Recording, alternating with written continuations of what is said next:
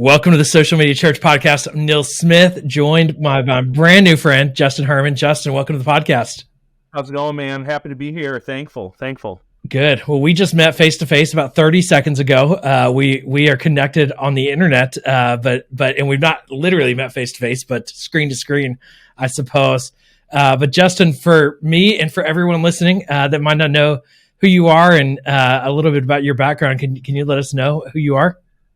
Yeah, I'm Justin Herman. I born in Buffalo, New York. Well, born in New York City, raised in Buffalo. Huge Bills fan. College in Missouri. College, Central Christian College of the Bible, and great school. Taught me everything I know. Then moved out to California, where I was a youth pastor at a small church in Huntington Beach, and then went to a big church called Mariners Church in Irvine, California, and then went to another church called Sandals Church. I was there for about 9 months, and then took a few years off ministry to figure a lot out about me. And did sales for a construction company, which was, a riot, and did some consulting and some podcast work and just, kind of whatever.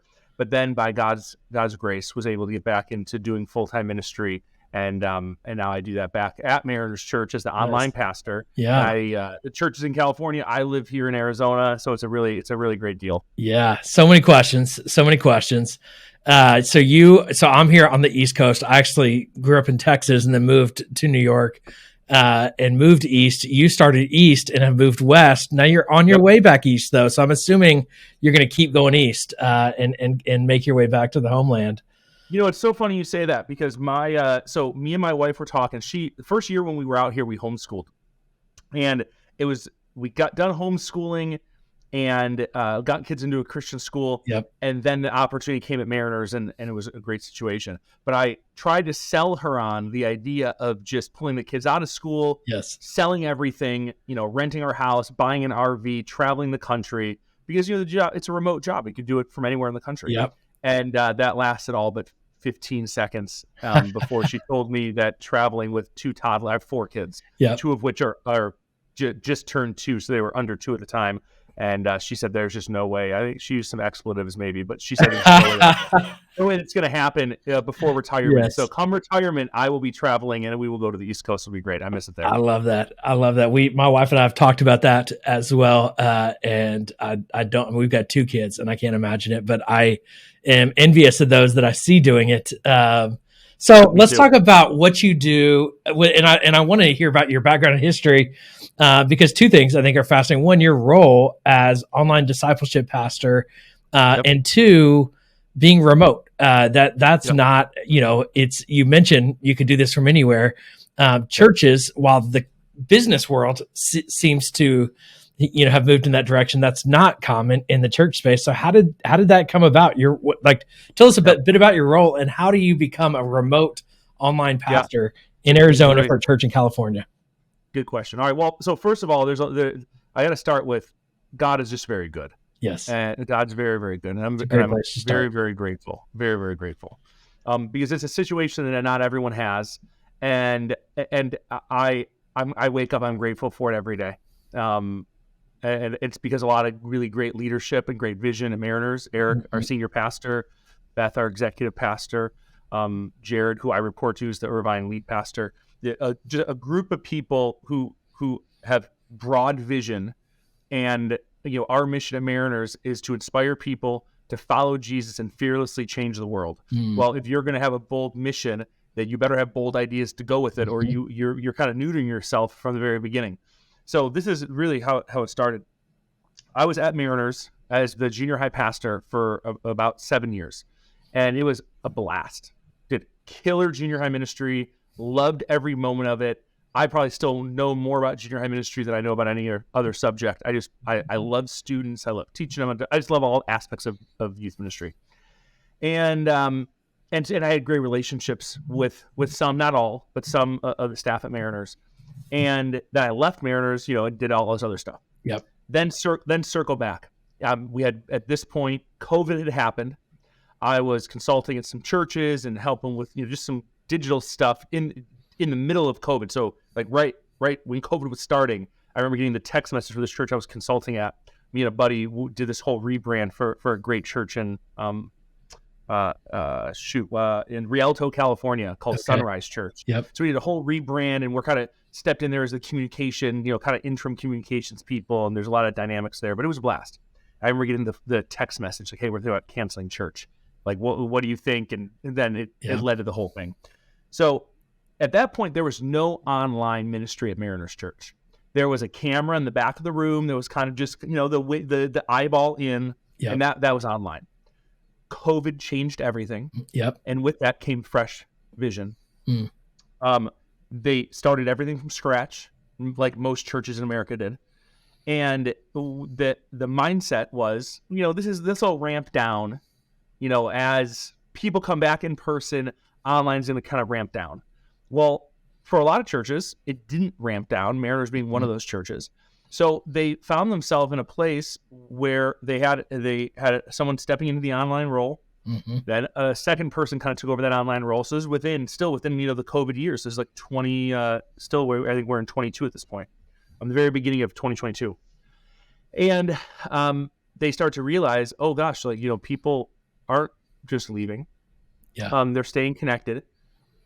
We assumed they were going to leave, and so we weren't really putting a lot of thought into it. But now, they're sticking around. Like, what are we going to do? Yep. And the person who is leading it. So this is, again, God's so good to me. The timing of this really was perfect. The person who was in that role really felt God pulling them into a new direction. There was great leadership in a different department, and they just really felt called to serve under that leader, which opened a hole in online. And I, in the midst of that, was working a job in construction, sales, and like a lot of people, a lot of companies, I think right around this time, it was like Ford and Carvana. There's just a ton of layoffs. Yeah. And I moved to this company, via a recruiter. So I was new, and I was one of the first guys cut. So this is a tough situation. Yeah.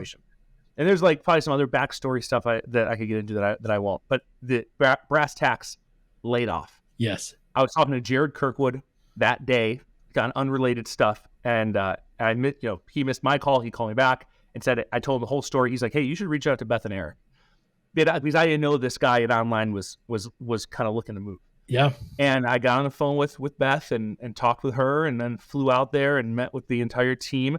And they basically shared with me that, people have not left. Now, keep in mind, this whole time, me and my wife, we took our kids to a church locally because, we needed, our kids to be, especially when we were homeschooling, we just needed them to be socialized with other Christian kids. But we gave to Mariners Church. We watched online. Like during COVID, we were part of online when they started opening up campus. We were one of the first families to say, "Oh, well, we're gonna risk the coronavirus, and we want to go to church." So we were there, one of the first meetings at Irvine when Eric was teaching. I mean, outside to 40 people. It was totally wild. I loved it. Yeah. And when we moved to Arizona, we stayed involved in online. Yep. And it'd be I think the wisdom of that it's just a unique situation to say, well, we need someone new to lead online. Yep.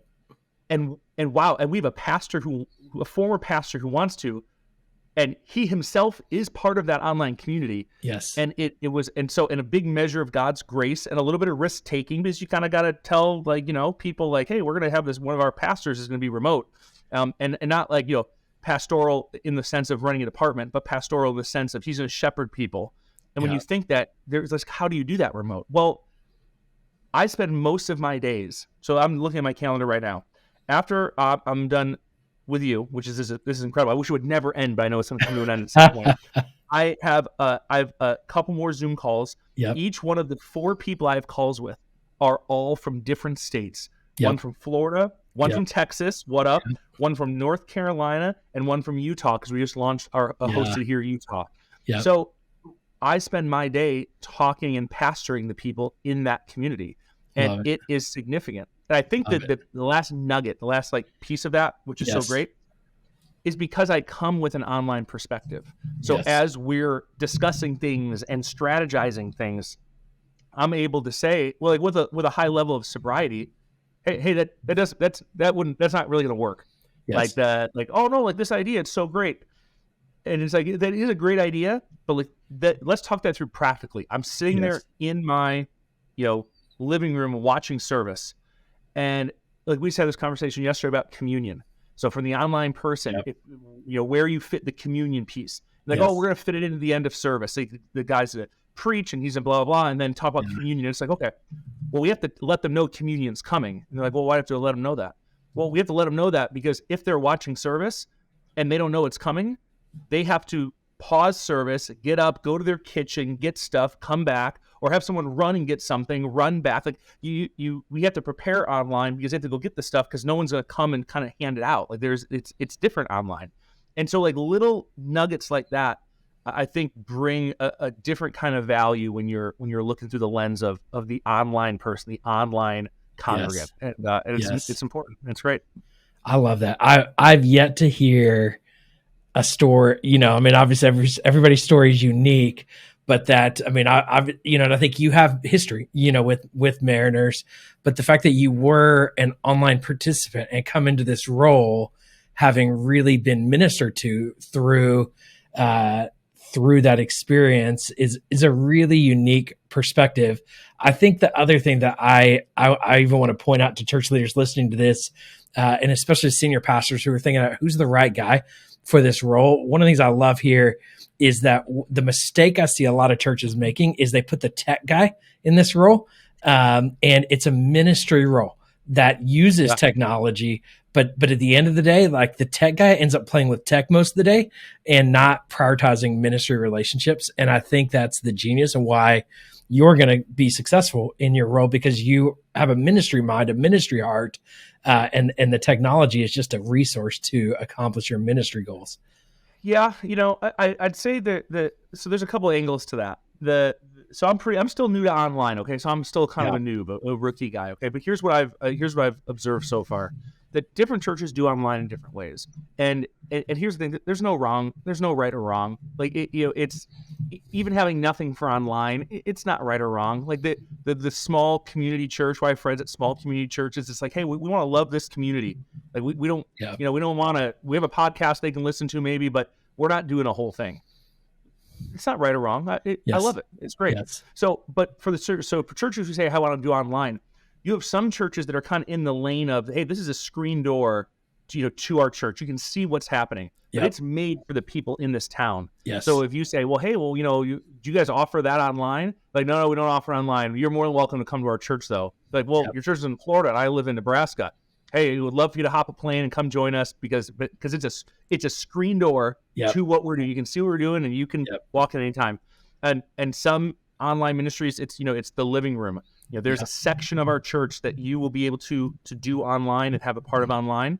And but then there's things that are going to be off the table. Like, hey, we're not going to do youth ministry, kids ministry. There's certain things we're not going to do, but here's the things we are going to do.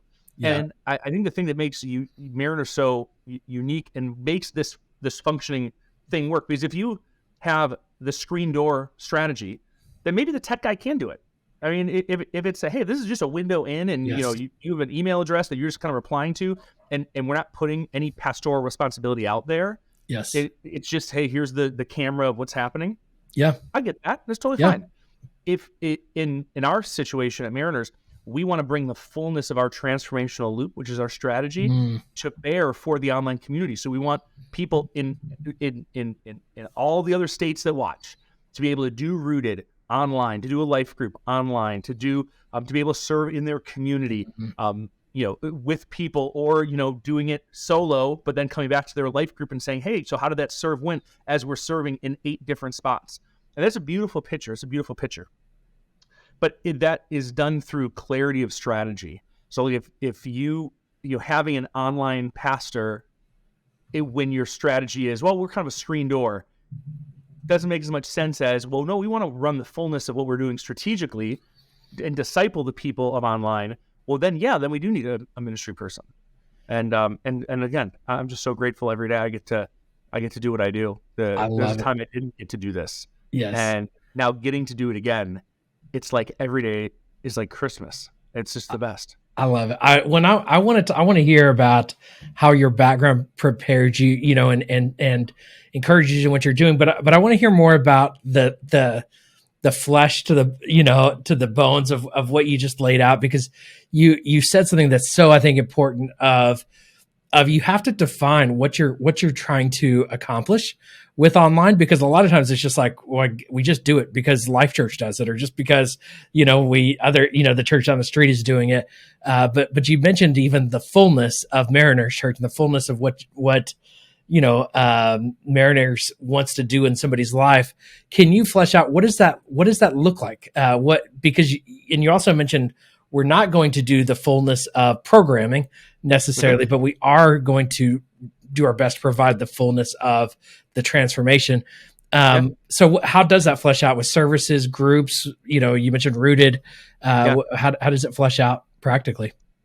Well, so there's in there lies things that we're learning along the way. So I'm going to dodge between best, kind of what that we're going toward and kind of where we are, and kind of do those simultaneously. Yep. So we have an online service. The X amount of people watch a week. It doesn't matter how many. It's a blessing to have anyone say, I'm going to bring a church into my living room. So we have X number of people who watch every weekend. And our goal is to run the transformational loop. Okay, so let's start defining that. If you're in an in-person congregation, what are you going to hear regularly? Well, you're going to hear our pastors talk about Rooted. It's a 10-week discipleship experience that'll put you in touch with God's purpose for you, and what your purpose is, and they're going to do it in community with a group of people in your same life stage and age, and et cetera, with the goal that group will then go on to be a life group. Okay, so that's step one of discipleship at Mariners Church. So what does that look like online? Well, we do the exact same thing. We talk about Rooted, and we want to get people to engage in Rooted, and you can do Rooted in two different ways. You can do through a hosted here, or say you have a group of friends, a group of people in your neighborhood, and you want to do Rooted in person utilizing online resources. There's a space for that. Also, if you want to just sign up, and will be placed in an online Rooted group made with people from your same life stage and age, as best as we can. Mm-hmm. And they'll be from different states and different places, and they meet online, and we go through Rooted every 10 weeks. There's a facilitator. So it really is kind of a one-for-one as much as possible, knowing that we're not all going to be in the same room doing it digitally, of course. And then the same deal. As we go through that progression, we do all the same 10 weeks of Rooted. The serve week looks a little different because people will serve in their own communities and basically kind of come back together and share about what they did. Yep. But then the goal is to move them into a life group. So some groups will not move into life groups, and that's the same for online and in person, by the way. And there's always an attrition rate of people, because you say, hey, I'll do 10 weeks. And then, life happens, and it's tough. So, and I get it. Everybody gets it. And we encourage you to go through Rooted again, because we think those 10 weeks are just so vital to that discipleship process. And then we get you into life group, and then you're off and running. From there, the next stop on our loop is serving one another. So we want to make it easy for people who are in life groups, people who have gone through Rooted, to serve. So serving in our church, the first question we ask is, have you gone through Rooted? And if you haven't gone through Rooted, we're going to recommend you go through Rooted. And we're going to let you know when the next Rooted time is. And I've said no to volunteers because they haven't gone through Rooted. And it's not a no forever. It's a no, let's wait, because I think Rooted will be really great for you. Because it sets a baseline for our church. So for online and in person, we hold those same values. And then we give them opportunities to serve. So when I took over, we expanded some of the areas that someone could serve with online. There's 6 now. And they're all specific to online, being a host or a prayer person, connect team, being a life group leader. Because we have a lot of people who live in other states, who are kind of ex-Mariners people that have already gone through Rooted that could easily jump into a life group. You want to be a life group facilitator, so on and so forth. Yeah. And then after you're serving one another, we want you to be part of changing the world. And we do that through, local and global outreach. Right now, there's not a ton for global. We're bringing kind of more to bear for that slowly. And when it comes to local, we're really zoned into our city initiatives, because in every city in America, or really around the world, there are nurses, there are teachers, and there are first responders. So we gravitate all of our serve projects, opportunities, relationship building around how we resource those 3 areas. And so there's a lot of things we leave off the table.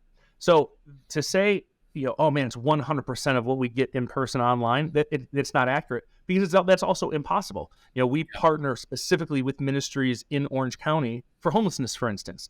Yeah. Well, yes, there's homelessness in every city, but the way we structure our outreach isn't just, hey, we're going to make some sandwiches and let's go hand them out. Now, I'm not diminishing that. But the way we do it is through relationship building with established ministries, so that it's not just us sending people and we can all petty, oh, hey, we served today. Doesn't that feel good? Like, we're able to, through relationships, see stories grow and over time and resource them over time. And it's tough to do that in other states. So instead of kind of trying to fake our way through it, right now it's not even on the list. But the things that are on the list are the things that can be done for online. And then you look at things like, men's, women's, care recovery. We roll those things out slowly. So we're not where we want to be with any of those. This year's the first year we're going to be inviting men to hop on a plane and come to Man Camp, which is happening in June. And actually the email for that goes out today. Like the first promotion of, hey, men of online, come to this thing. Now, it's strategic. We've been working on it for a while. Today's the day we're sending the email out. And maybe some people will hop on the plane, maybe they won't. They're not getting a discount, for the cost of camp to do this. So there definitely is skin in the game for them, for sure. But we're offering as many possible opportunities as we can to do that. But I think there's one thing I skipped over. Which is at the core of all of this. So at the very, very beginning, we have X amount of people, watching and tuning in. Yes. The most important part of my role is helping people identify themselves by raising their digital hand. Okay. So let me give you an example. If I had a map behind me of all the dots of places people are watching and engaging with Mariners Online, and I said, and I have said this, by the way, because this is how new I was to online. They show me this map of all these people. I'm like, oh my gosh, this is great. This is great. Look at all these people. Well, just give me all their email addresses and I'll get started. And they're like, oh no, there's no email addresses. I'm like, what are you talking about? They're like, oh no, these are the IP address hits and everything. I'm like, oh, well, how do I get in touch with them then? And they're like, oh, well, you can't. These are just the IP. And I'm like, guys, this is useless to me. It's great to see on the map, but when it comes to the practicality of what we're doing, we don't disciple IP addresses, we disciple people. So how do we get those people to self-identify themselves and say, hey, I'm here, see me, which allows us to then get the whole kind of machine moving to get them into the discipleship process. So a lot of my first few months was focused only on that. How do we create more and more opportunities for people to raise their digital hand? And all the focus was on that, because through that, we've been able to have very intentional conversations with people to help get them into Rooted and get the thing. So again, it's taking the in-person strategy, and it will look different. This is one of our core values. It'll look different, but different doesn't mean less. It will look different, moving from in-person strategies to how that's contextualized online. It will look different, but different doesn't mean less. And I think that's the big thing that we took. That also de-escalates the stress with other staff members. When you say, hey, we're going to bring this online, they're like, well, I'm not really an online person. What does this mean for online? Is this more work on me? How are we going to do this? When we do it in person, blah, blah, blah, blah. Well, we could all take it down, because it's going to be different, and that's okay. It's going to be different. And so I think the other side of the coin is that what other people will advocate for, no, this is a congregation. It's a campus. I'm the lead pastor of the campus. It's got to be exact. And again, there's churches like that, and it's totally fine. It just, that isn't, we're trying to build an online community out of the people who engage with Mariners Online. And, that feels far more strategic. And I think mentally, it just feels so much more mentally healthy than trying to recreate the in-person, all the aspects of it online. It's just not, it's not the same. I love it. Well, and so with that, can you talk about how do you measure success? What are some of your KPIs that you're monitoring on a week to week, month to month basis? So one of the things I love is, and then I would, and again, I'm new to it, so this isn't maybe the best way to do it, but this is the way we do it. The team that is, so I'm on the discipleship team. My boss is the lead pastor of Irvine and that oversees discipleship for the entire church. So I'm on the discipleship team. It's an online discipleship pastor. So my goals are tied to how we get people to raise their digital hand, how many people are getting into Rooted, how many hosted here's are we launching, how many people are we getting into serve one another, serving in online, and not just. I'll get to this point in a second, but I keep myself, and I'm separated from, and keep myself separated from the digital goals which is another aspect of the online team, which are the actual online people. Like, hey, we're going to develop a program. We're going to, do the ad buys. We're going to do all the social media stuff. Like, our job is to get eyeballs on our stuff and to kind of put it out there and yada, yada, yada. That's not my job. My job is, once we get those eyeballs engaged, how do we then get them to raise their digital hand and then get them through our discipleship process? So I think the clarity of that has been really good, because it actually removes pressure from people. It actually also fosters collaboration, because because when you look at it as a whole, if you say, oh my gosh, we had let's pick a ridiculous number. We had 50 million people or 100 million people. We had more people in the Super Bowl watching, Mariners last weekend. Oh my gosh, that's incredible. I just can't believe it. That's so many people. Well, how many people do we get involved, get connected? If the answer is, oh, well, we didn't get any of them connected, we didn't prioritize those goals, well, then it's going to be looked at like a loss. And in the same way, if we said, man, we had 100% of the people who were watching last weekend, we got their info, they raised their digital hand, we know everything about them, their address, their phone number, their family, 100% of the people who watched last weekend. Oh my gosh, that's incredible. That's so strategic. That's so smart. We're going to be reaching. How many people were watching? Oh, we had 13 people watching. And they're going to be like, we're missing something somewhere. So it fosters this collaborative environment where I'm excited for the online team as they expand the footprint. And the online team is excited for me as I bring those people that are being connected into our discipleship process. So it creates a healthy thing. So my responsibility solely sits on the discipleship goals, which are currently raising the digital hand, rooted, getting people in life groups into service, serving one another, and getting and launching hosted hears. But I think there's one caveat that I throw in here, and this is like a strategic kind of thing. Saying online doesn't mean online. Okay. So let me unpack this for a second. Yeah, please. So if, let's say, the men's ministry comes to me and they say, hey, we're doing this men's group about, how to build your resume, like how to put together a good resume. Okay, whatever. I mean, that's totally a legit, guy thing. The young 2030s, whatever. Get some business leaders in there it's like, hey, and we want to do this online. Now, the question is, do you want to do it online for the online community, or do you want to do it online for Irvine for this event? So, hey, Irvine people, that you can come to room 312, or you can tune in online. Or are you saying you want to do this in room 312, and also all the people out there in online world, all of you can tune in too? And there's a big delineation there that it's an appropriate conversation to have, and we had this conversation recently around our pain management care group. I feel like I'm butchering the name, but the lady who runs it's amazing. And pain is a serious thing. People live with chronic pain, and there's a support group, that's the word for it, that happens once a month. It's incredible. It happens online via Zoom, but it's a online group for Mariners Irvine, and I think they put it out there to the other congregations, but there's a reluctancy to put it out there to online because of the leaders that are in place and the structure that is in place. So imagine giving an announcement, and you're up on stage, and this is truly the strategic things we work through. If you're up on stage in front of 10,000 people and you say, hey, we have a pain management support group, and it's going to be online. And that's where it meets online.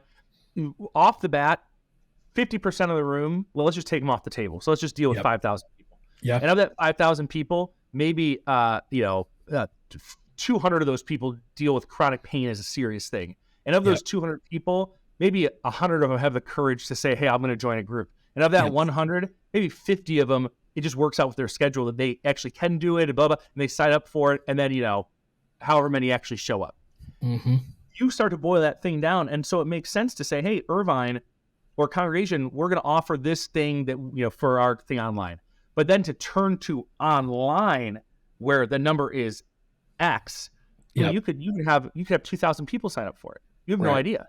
So it would completely overwhelm the system and the structure that's in place, because while a group may meet online, it doesn't mean that the audience that they're targeting is the online community. Yes. And there's a healthy, open, on the table conversation, like as long as there's no ego, everyone has humility. Like there's a difference between, hey, we want to offer this online so people can see, and we want to offer this to online, where, there's a big group of people from all these other states that are going to tune in. And then now you're dealing with time zones. And and there's freedom in saying, no, this is kind of fits here and this kind of fits there. And I think that's one of the things that has made Mariners successful in this way for me, that no one freaks out at those kind of conversations. No one gets hurt about it. It's not, no one feels attacked about it. I mean, it's just a very honest conversation. It's, I think it is, and it's a language nuance that I think is confusing organizational systems, because it practically is, basically here's everyone in this local region, and then this is for everyone else outside of the local region. Because the reality is every church and every ministry is going to have aspects that are online for their local, and if you're not doing that, you're really missing out on significant ministry opportunity. And, there's so much of the language around hybrid church and what does that mean? And I think we're all, it's the beauty of the tension in this space is we're fleshing this out, and it's constantly being reworked. And I think it has to be reworked in your specific context, because everyone's vision and goals are different. Like North Point, they really only want to use online to reach locally as a new front door. Or a church like Life Church has a vision globally with their online. And so it's, it really comes to the vision of the senior leader, and then how do you execute that effectively? I want to hear, Justin, just practically, what are some of the key technologies you're using to accomplish those goals? And just even thinking, are you on YouTube? Are you on Church Online platform? Are you on Zoom? Are you on Alter Live? What are some of the key platforms you're using? All right, so let me, and again, this is such a great question, because what the answer to that is, it comes down to strategy and delineation. Because some of those things that have nothing to do with me. The online team has decided that we're doing our weekend services online on YouTube and Church Online. Great. And that was something that when I came in, those decisions were already made. All those meetings had happened, all those strategy discussions occurred, and the decision was made, and I kind of step into it. I don't have to worry about those things. And I give input and give insight, and it's a collaborative setting. Like, even I have a meeting later today at 1, we're talking about Easter service times, and my desire to expand our service times, I'm really big into like the time zones. I live in a different time zone. And we have people that I talk to on the regular basis in the East Coast, and we have people that live in Hawaii. So on both ends of our service time, so I'm pitching a whole new thing that I think is rad. But we figure it out as we go. But so they pick all those places of where we're broadcasting service. So then it comes to the discipleship side. And there's a whole social media team. They're kind of doing their thing. Then it comes to discipleship. So what tools am I using to drive discipleship? There are 3 tools right now that I'm using to drive discipleship. Tool number 1 is Calendly.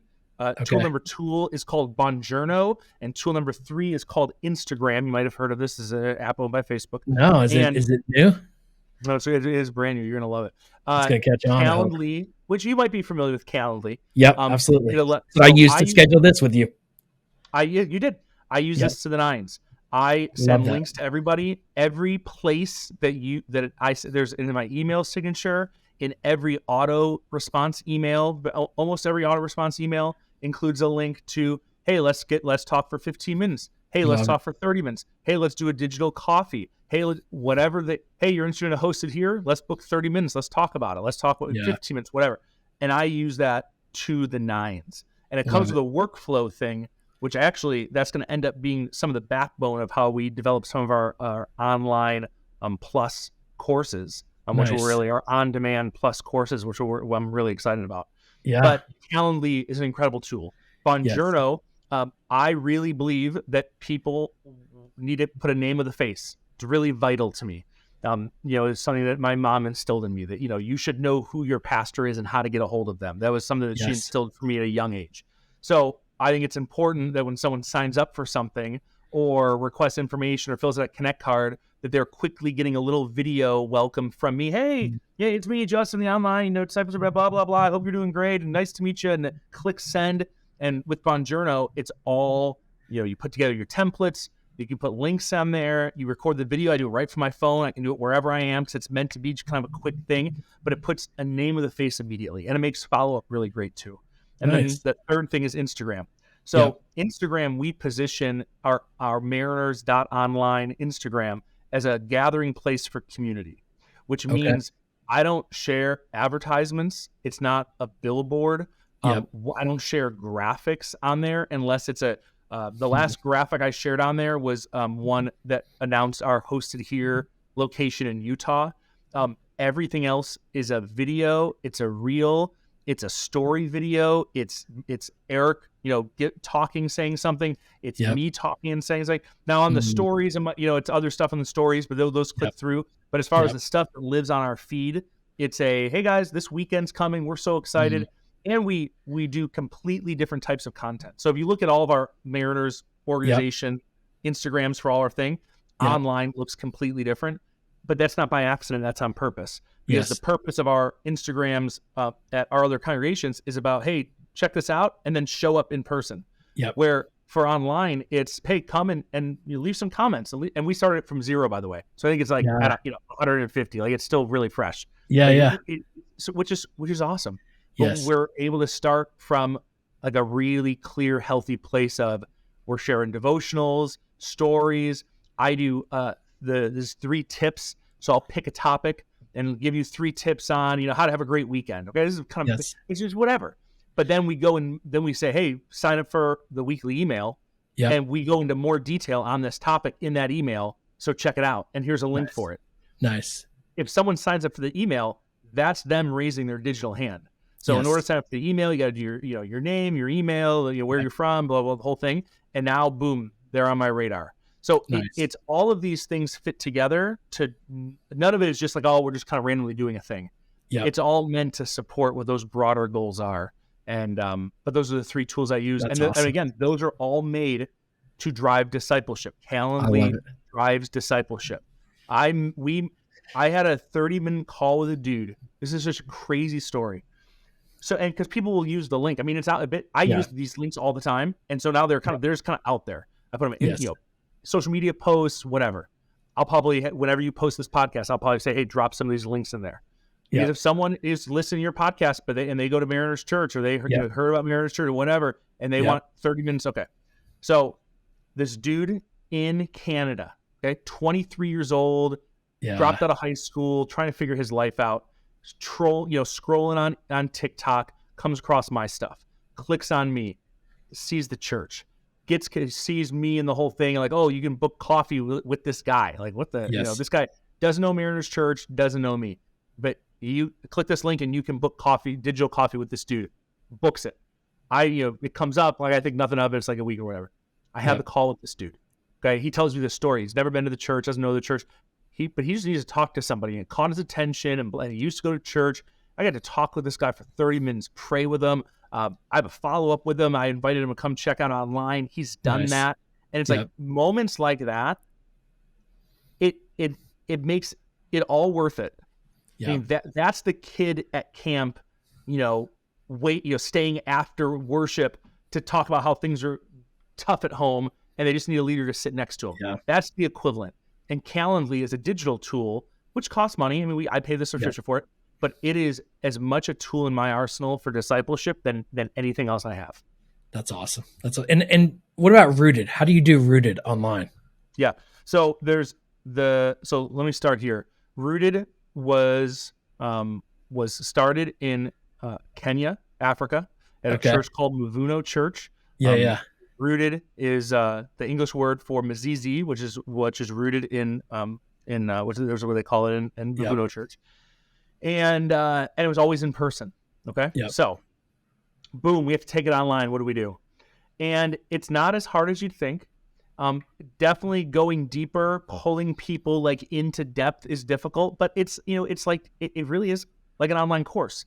I mean, we have a kickoff week. We put people into groups. put the leader, here's a list of people in the email, send it out, invite them, here's the Zoom link.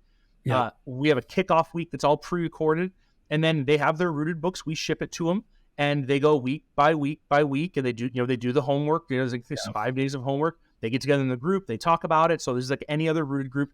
The serve thing is a thing we tweaked a little bit. We used to do the group coming together and putting together care packages. So basically they'd go buy stuff, they put this bucket together at their house on Zoom with everyone else, and they basically take this thing and ship it over to Mariners Irvine, and they hand those out, which is great. And we made a shift through collaboration with our outreach department, which is one of the coolest departments in our church.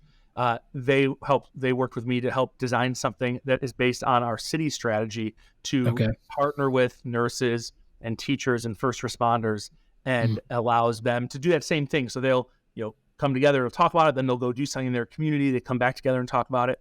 And I mean, that's rooted in a nutshell. I mean, and so it's all online. You Zoom like this, or you have the Hosted Here group that says, hey, we're gonna do Rooted together as a group. Or we just launched our first Hosted Here at a college. I think there's many more colleges to come.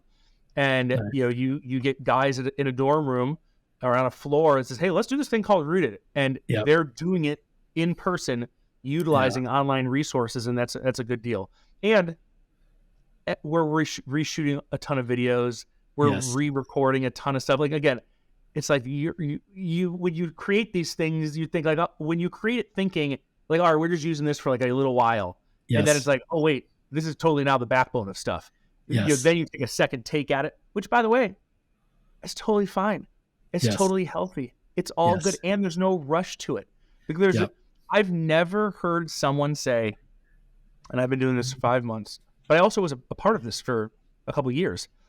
I never said, and I never heard someone say, you know what, I'm really not going to be a part of this because it doesn't look as polished on camera as I'd like it to be. I've never heard that. I talked on the phone with my mom for years before FaceTime was ever invented. I take my wife on crappy dates all the time. Like, imagine if I only took my wife on dates when I could afford a really nice date. Like, imagine I come to you and say, hey, Nils, I got a problem with my wife, man. She just keeps complaining. You were like, oh, what's she complaining about? Like, I never take her on dates. Like, well, you should take her on a date. No, you don't understand, Nils. I only want to take her on dates to things that are really great. Like, I want it to look really great. I want it to be excellent. I want it to just be amazing. And since I can't afford to do that, we're just not going to do anything. And you'd say, well, that's crazy, man. She doesn't care how great it looks or how great. She just wants to spend time with you. To which I would say, oh, well, I've been going this whole time thinking that, like Mr. Beast, they're only watching because it looks great. And the reality is, we will never be able to compete with the excellence of Hollywood, but Hollywood will never be able to compete with us when it comes to relationship. I've never had a single conversation with Iron Man, and I don't think I'm going to anytime soon, but I can help people have personal conversations with Jesus, and that is real. And you can put your hands around that. You can hold that. You can cry with someone, and it doesn't matter how great the resolution is. It matters that we're making it available to people. And I think that the magic of Rooted is that it's not about, oh man, we have the best platform for how we run it, or hey, these training videos are so great, or hey, the weeks that are pre-recorded is just so polished. It's that we get a group of people together who says, man, I'm looking for something. And I don't know what it is, but maybe it's this. And you say, you know what? All are welcome. Come on in. And I'm telling you, it makes me emotional thinking about it, because I just remember being that guy. And during COVID, just seeing the loneliness of my neighbors and the loneliness of my friends, and hearing the stories that they would share at church of the loneliness of people. And not a single one of those people cared at all about how things looked. They just wanted someone to give them a call or know them. And that is the power of online. And if you, and again, every strategy is different. You brought up North Point. Okay. I'm tight with some people at North Point still from my youth ministry days. The way you explained it is dead on, obviously. There's nothing wrong with that strategy. That's great. It's a window into we're going to invest everything in, because, and by the way, this is a caveat. Every single week in the chat, I talk to people who they are local and they're just checking it out, or they just moved from another state, and like and they want to know, is there an in-person congregation they can go to? Yep. There's nothing that brings me more joy than to move people out of online Yes. into an in-person environment if they're close to one of our congregations. Yes. And if they're not close to a congregation, there's nothing that brings me more joy than helping them launch a hosted here so they can bring people in their community together. It's like, it's just the most exciting thing. I love it's it. The most exciting thing. I love it. It's, I think if there's a lesson, that I want people to hear. And if you've never been to Mariners Church, it is the most beautiful campus, I think, of any church campus, the main campus there in Irvine, that I've ever been to. But I think people can often hear from a church like Mariners and think they've got it all together and they have all the resources. And like, I just can't do this because I don't have the resources. And to hear you say, like, we don't have it figured out. It's not all buttoned up and polished. Like, we're still taking what we've got and bringing it to people, and we'll get better. It will become better, but we're not going to wait until it's perfect to begin to minister to people with what we have right now. I think that lesson is so important because wherever you are right now, as a church, you have something to offer people online. And I think it has to align to your strategy. I want to hear a little bit about your background and how that applies to online in your role now. So let's start with middle school. You did a lot of years in middle school youth ministry. How did that prepare you for what you do today? Okay. All right, I'm going to start back a little earlier. My mom always taught me to be very entrepreneurial. Okay. She taught me that working hard and slacking off both paid, but they paid very differently. And I took those words to heart. I grew up single parent home. We grew up very poor. Yeah. So I took that to heart. So then fast forward and from me in the junior high ministry. I did not think I was going to junior high. I actually was applying for this job doing high school, and through just some wild events, it was clear that I was made for junior high. So I'm doing junior high and I'm loving it. And it probably, there's probably 50 things I could say, I'll narrow it down to 3 like really succinct things. Okay. If you are willing to take that first step, students are willing to share with you. They're willing to open up if you're willing to take that first step. I think that applies to online all the time. I'll have conversations with people online as long as we're in the chat and we're willing to say, hey, we're here. We want to talk to you. How are things going? Let's talk in a prayer room. Especially digitally, it just creates this open door. So, and probably 1A to that, you have to be prepared to hear anything. So using the camp analogy, you sit next to a kid at camp and they're like, oh my gosh, I just blah, blah, blah. I'm so sad or crying or whatever. It's like, what's going on? You have no idea if they're going to say that they just found out their parents are getting divorced, or if they're going to say before they left for camp, their hamster died. Because in the mind of a junior higher, like it's, the emotions are what they are and things are, the level of seriousness, which to them is very serious, by the way. But it prepares you for the person online, but you just don't know what they're going to say. And so that being on your toes, being flexible on your toes, I think is important. I'd probably say the second thing is creativity. Creativity doesn't mean ability. But creativity means the willingness to try things. I think the most creative people fail all the time. The best leaders fail all the time. So creativity doesn't mean ability. And so I think we learned that in junior high really, really well, that if we're willing to try some stuff, take some risks, be a risk taker, and then be willing to pay the price for that, good or bad, take responsibility for it, good or bad, then it'll be beneficial. But I think the willingness to be creative and take risks, I think, was really important. Yeah. And I'd probably say the last thing is learning the importance of collaboration. I think in junior high, you learn the importance of collaboration because I would speak specifically about the parents. So when you're doing great junior high ministry, your goal is to collaborate with parents to get the job done for their kid, that it's a partnership between you and the parent. And when we do online, it's not hey, I'm the discipleship guy and blah, blah, blah, like that. There's ego and that's not what's needed. It is a partnership between all the video people and the tech people who are making service happen. Every time I'm on service, there's a guy named Matt who is sitting somewhere in an office making sure that all the back end stuff for service is happening. Right? Nobody knows Matt. Nobody has seen Matt. Like he does not engage in the chat. He's a complete behind the scenes guy. Online would not happen if not for Matt. So every time I see Matt, I thank Matt because genuinely I'm thankful for Matt. If it wasn't for him, we wouldn't be able to do what we do online. There'd be an issue and no one would know how to solve it, and everyone would be looking around at each other. Matt knows how to handle things. And so we text him, he gets it handled immediately because he knows how to handle it, and he's a back end guy. But that partnership and collaboration, that it's like you it's not like an optional thing. It's like, in order to be successful at this, you have to have that level of partnership and collaboration. Definitely learn that. Definitely learn in droves in junior high. That's awesome. And then let's shift to the corporate side. So as you got into sales and outside of the church, what were there some lessons you learned from that you've now brought into your role in pastoral ministry? Yeah, I mean, probably a couple things. One, people outside of the church don't talk about the church. They're not genuinely interested in the church. It's not topic of conversation. So one of my very first days, this is a true story. One of the very first days working at this construction place. Working, and this is when I moved to Arizona. Okay, so I moved to Arizona from California, stayed with the company, and we're there and we're hanging out. Like, first day, they're like, hey, let's go over to whatever, fill in the blank name, strip club down the street. They have a great lunch special. I'm like, guys, I'm not gonna go to a strip club. Why not? Like, it's the middle, it's the middle of the day. We're gonna grab lunch, no big deal. Like, and it all kind of devolves from there. But it's fine. Like, that's the world, man. Like that, you have to have a sober view of the world, and that is a world stuff. And they don't. And if I ever brought church to them, let me tell you things they don't care about.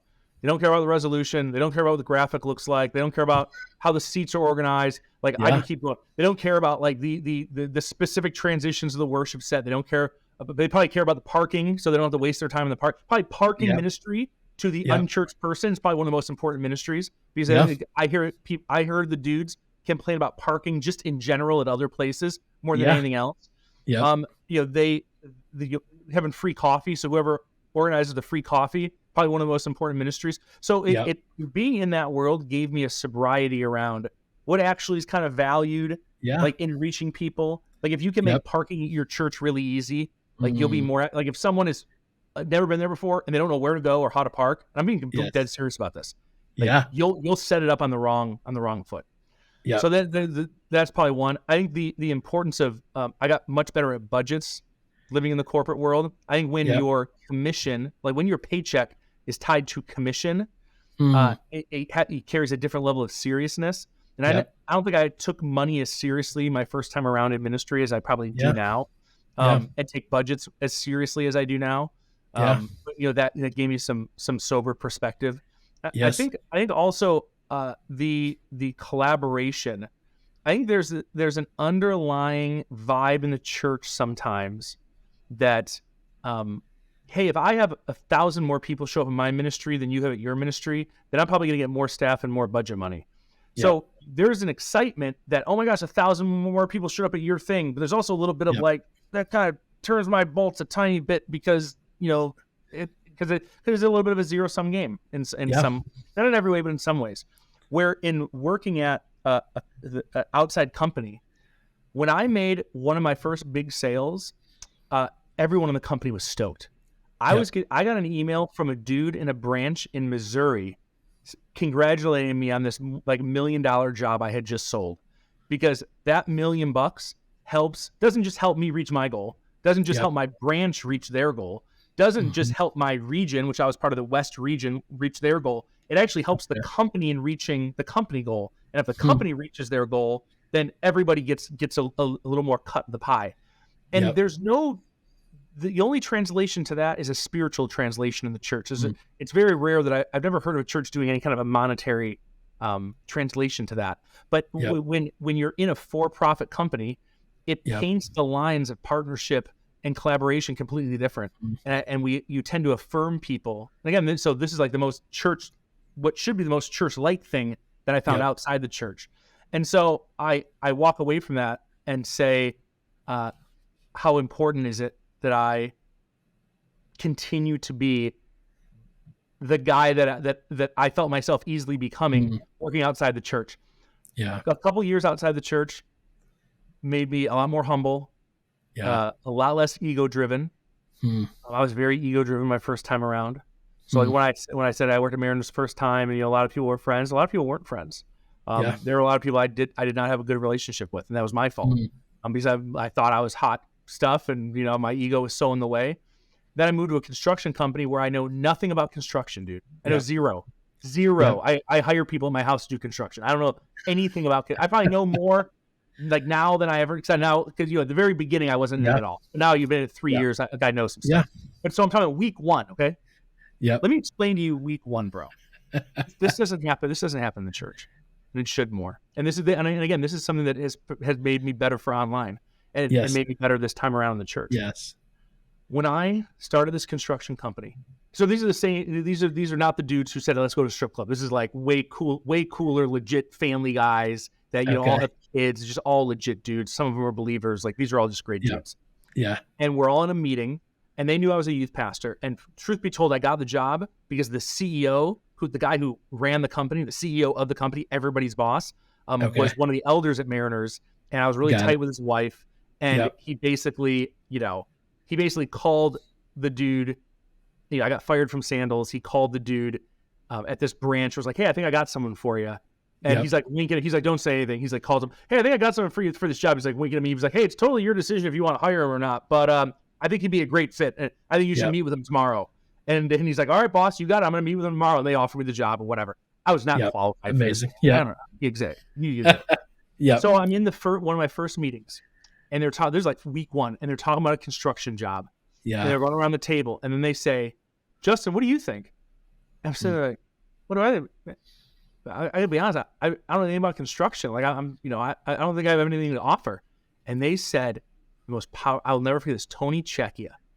This dude, you will never meet this dude. This dude is a white collar or blue collar construction dude. He could build a house from scratch. You will never meet him, never talk to him. Lives in Dallas, Texas. He said, "But Justin, you're part of the team, and everyone's opinion matters on the team." And I'm sitting there like, I think I've been doing ministry wrong for 10 years. Like in that moment, it's like, I think I've been doing it wrong. And I think I needed to get out of ministry to see how wrong I was. And and I'm telling you, I sat on that for maybe 4 months, 5 months before I picked up a book called Extreme Ownership by Jocko Willing. And that guy changed. That guy, talk about changing my life. That guy uprooted everything about my life and put it all back together in a different configuration. So again, you're doing it online. Well, how does that translate? Well, even the people who have no knowledge of online, they've never been on, maybe they don't even have an Instagram, they've never been online. Their opinion about online matters. I felt more part of the construction team than I made people on my own junior high team feel a part of the junior high team. Because when I was running the junior high team, I had all the answers. And when I worked on the construction team, they were looking for people to share opinions, to come to answers, to come to conclusions. And that's a really sobering, like, punch you in the gut moment. So when I'm sitting in a meeting talking about online, and you think, well, these guys, like, some of these people are old, they got gray hair, like, they don't have a YouTube, like, they don't know this stuff. Doesn't matter. You build relationships with people, and you will get further in any ministry, in any field, whereas, but you will get further, more buy-in, more excitement, more involvement in online. I'll share one quick last thing. We were just redoing our whole structure for online baptism because people need to be baptized, and they don't live near Mariners Church. So how are we going to do it? That was the question. We need to come up with an answer for that question. Well, one of the dudes, Eric Hurd, is an older dude, all right, and I love him. He's been a mentor of mine for years. The guy's in his 60s, total stud, built like an ox, all right. He's got it. And this dude's not doing online. This guy's not crushing online. He's helping shepherding elders. He's coaching marriages. Like, his office smells of rich mahogany. Like, he's got a bunch of books. No kidding, like a wall of books. All right, he's not doing online, but he oversees baptism for the church. So who's the first person I went to? Hey, man, we're trying to figure out online baptism. Man, I want to pitch you what I came up with. I want all your ideas, blah, blah. We talked through the whole thing. Hey, I'm doing the video for online baptism. Hey, will you come be in the video with me?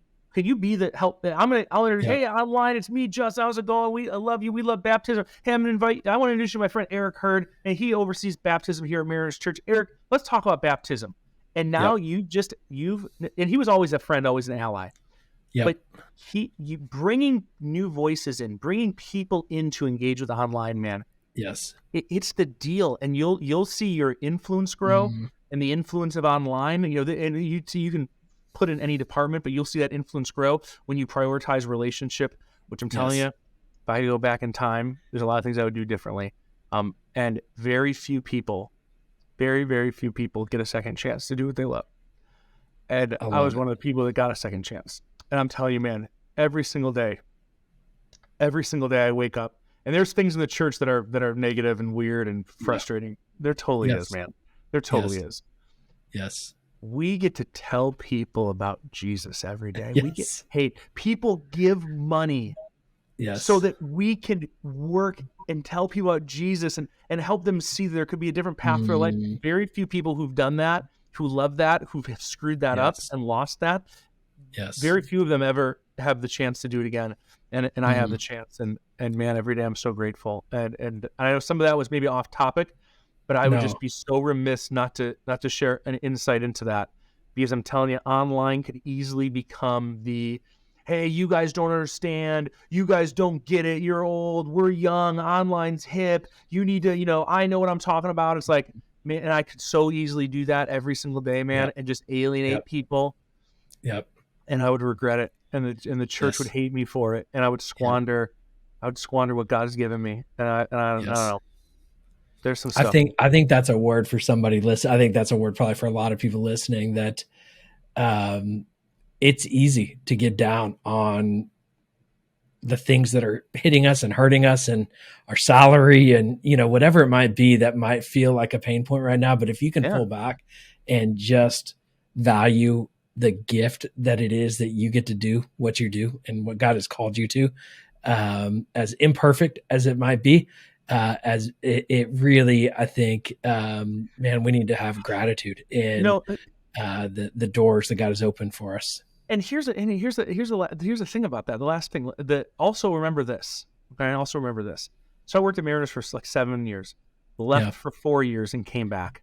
Yep. There's a lot different about Mariners now. Yeah. Systems are different, strategies are different, structures. Leadership is different. Leadership's totally different. Obviously, there's a new senior Yes. pastor. This is so much different. But Yes. here's one example, just to bring highlight to it. I was hanging out with the college guy, dude named Joel, total stud. And we were talking about, just stuff, whatever. And he was talking about how he's meeting with the high school guy, and they're talking about transition and how to transition kids. Dude, we've been having the conversation about transitioning kids from high school to college since the dawn of the wheel. Like that's been a conversation in youth ministry for Sticky Faith was written all about that topic. That topic has been talked about ad nauseum, yet it's still being talked about fresh every year by college people and high school people, whatever. So, and I share that to say this. Things about ministry are cyclical. They change over time. New people come in, new strategies, new ideas. Let's rewrite this. So when you take that outside perspective and detach for a second and say, you know what? The thing I'm working on, the thing I'm doing, the project, the strategy, the best practice, it might all be rewritten in a year or two. Well, I might get a new boss and he might want to go in a different direction. Hey, the senior pastor might die in a plane crash, and they'll bring someone else in, and they'll want to go in a completely new direction. And so you tend to hold loosely to the talents that you've been given. And I think that's a thing that I failed at regularly. And one of my friends is a guy named Jay, who is the online pastor at Saddleback Church. Yeah. The dude's a legend, total. He is OG. a legend. When I first got hired, a mutual friend, a guy named Kurt Johnston, who I did a small podcast called Controlled Chaos with for a while. Yep. He connected me to Jay. And one of the best insights Jay gave me was, he said, Justin, I've been doing this 10 years. And some of the things that I was still talking about 10 years ago are things I'm still talking about now. And with every new staff person, I'm explaining again the value of online and the purpose of online. Like some of these conversations never end. And so changing the perspective of the online person, that it's not a conversation to win, but it's a vision to share. If it's a conversation that you want to win, then you will always be fighting and you will make losers out of the people you work with. If it's a vision to share, then you will always be casting something, and you will always excite people to something fresh and something new, and show them how they are a part of that vision. And I'm telling you, when you make it a competition, that you're on this team, I'm on this team, and I want to win, and you're going to lose, it erodes trust, it erodes friendship. When you say, man, I got this vision for something wild, and it might take years to happen. It's not going to be done in 6 months. But man, this is the vision. And man, I'd love for you to be part of it with me. I feel like what we're doing as a church, we together, is powerful and blah, blah, blah. And it changes your whole, and it also takes the stress off, man.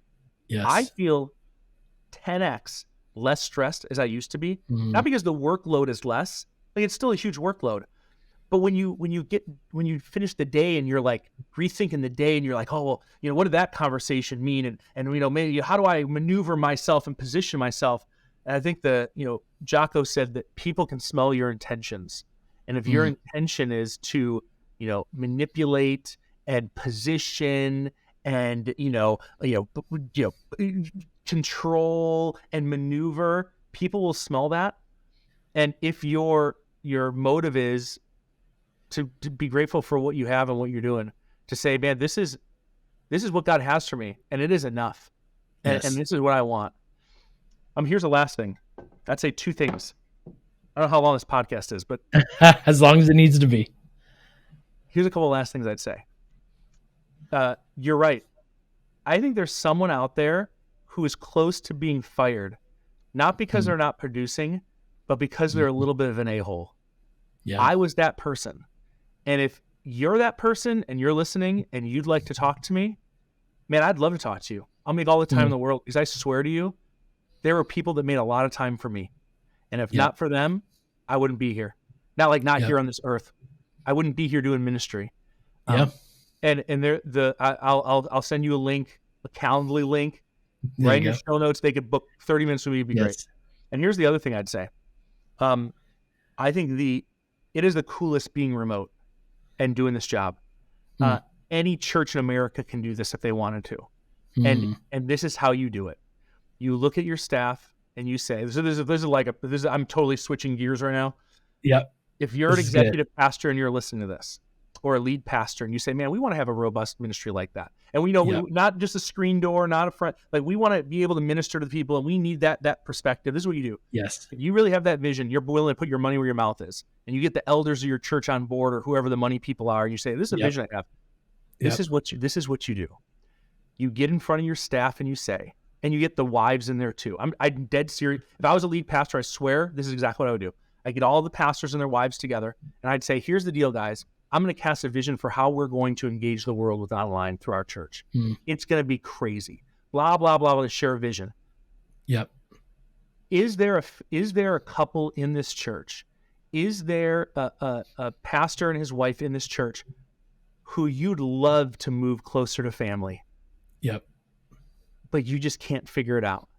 If that's you, and you have a passion for the vision I just shared, I'd love to talk to you, because we'll help relocate you back to where your family is, so your kids can grow up near their grandparents, and you will continue to be a pastor of our church, and with all the same benefits and everything. And I'm telling you, dude, and because that was the magic of me with Mariners, because it's tough to just hire a remote person you don't know. Like, I get the trepidation of that, especially in a ministry pastoral world, because it's like, well, what are they doing? And how's their time being spent? And do they know our church? Like, they're remote, so how often are they here to get our DNA and the whole thing? And it's like, okay, well, what's the solution to that? Well, I guess we just won't do it then, or we'll just find someone who used to work here and, get them to, grab them from wherever church they are or whatever, which is totally a legitimate thing. You can totally do that. But man, if you wanted to give a gift to people in your church and you call everyone together, and some people will listen, they'll be like, that's a crazy idea. You know what? There's also someone probably in the church with their wife who's like, we could move closer to my parents. Like, maybe they're getting older. We want our kids to grow up near them, and you could keep being a pastor, and we shift everything to online. Yep. That'd be insane. Imagine the story to that to your church, because then you're really putting your money where your mouth is. We want to engage the world. We're going to and then every meeting he's in, he has that online perspective of what works and what doesn't work. It could be a powerful thing. So I don't know. There's an idea. There's a practical idea of how to duplicate that at your church. If you're like, oh, that sounds interesting, a remote person and blah, blah, blah. Yes. That is, I feel like, a perfect way to close this, with that practical takeaway. Justin, how can anybody who listened to this and wants to get it connected to you, how can they find you online? I'll shoot you some links to put in the show notes. But basically, Okay. Instagram. Yep. On Instagram at Hey Justin Herman. But I'll shoot you the link too for Calendly. People can schedule time with me. I'm the easiest person to get a hold of and find. Awesome. And we'll have that socialmedia.church. We'll have that in the show notes. And I want to encourage you. And I hear Justin very clearly and authentically that he wants to connect with you. And so go and schedule 30 minutes with him. It will be a blessing to you. If you're a ministry leader listening to this, or if you're just somebody that randomly found this, schedule time with Justin. And I think he'll be glad you did. And I think you'll be glad you did. And it will be time well spent. Justin, thank you for your transparency and authenticity and how you're leading and just sharing so openly here. I know it was a gift to many. So thank you for what you do and who you are. I appreciate it, man. Thanks for having me. Thank you for having me.